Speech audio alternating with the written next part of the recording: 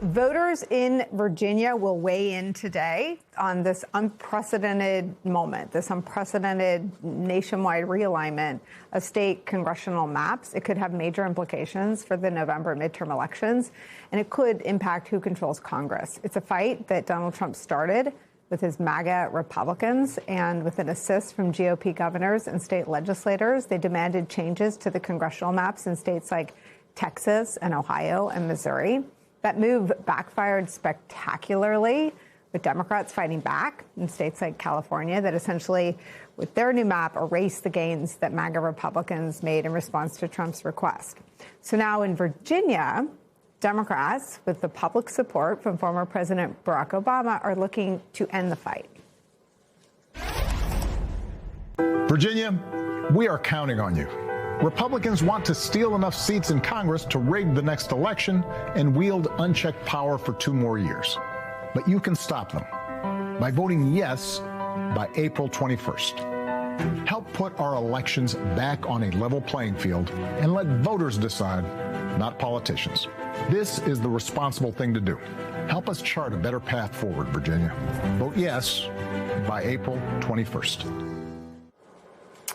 I'm going to bring into our coverage former senior advisor to President Biden and Vice President Harris, former mayor of New Orleans, Mitch Landrieu's back. And with me at the table, New York Times opinion writer, political analyst Mara Gay is back with us as well.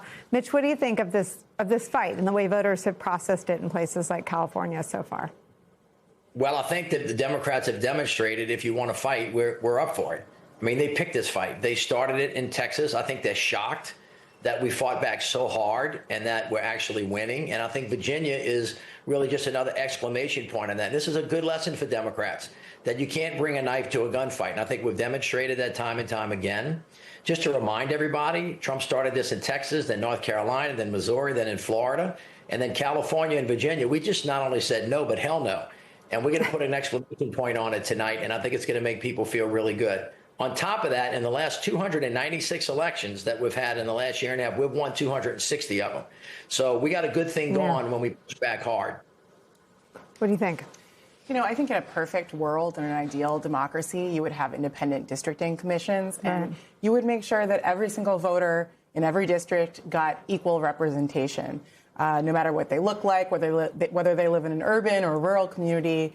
But that's not the world that we live in. Right. And I also think in some ways this is a reminder to the Republican Party and the Democrats, too, that, you know, what you do when you are in control can have consequences when you are not in control. And so it's been a little over a decade now that voters have been paying much closer attention to state elections, in particular Democratic voters. And so, you know, they saw once Donald Trump came on the scene in 2016, you know, why don't we have control over the state house in a state like New York or Michigan? And so now that you have more Democrats in control of these redistricting commissions, this is what's going to happen. And so if the Republicans are going to aggressively gerrymander, which they did for decades, well, this is the Democratic response. And so I think, unfortunately, it's something that is probably necessary. And that's what former President Obama is saying, to keep things competitive, particularly in this environment when the Republicans right now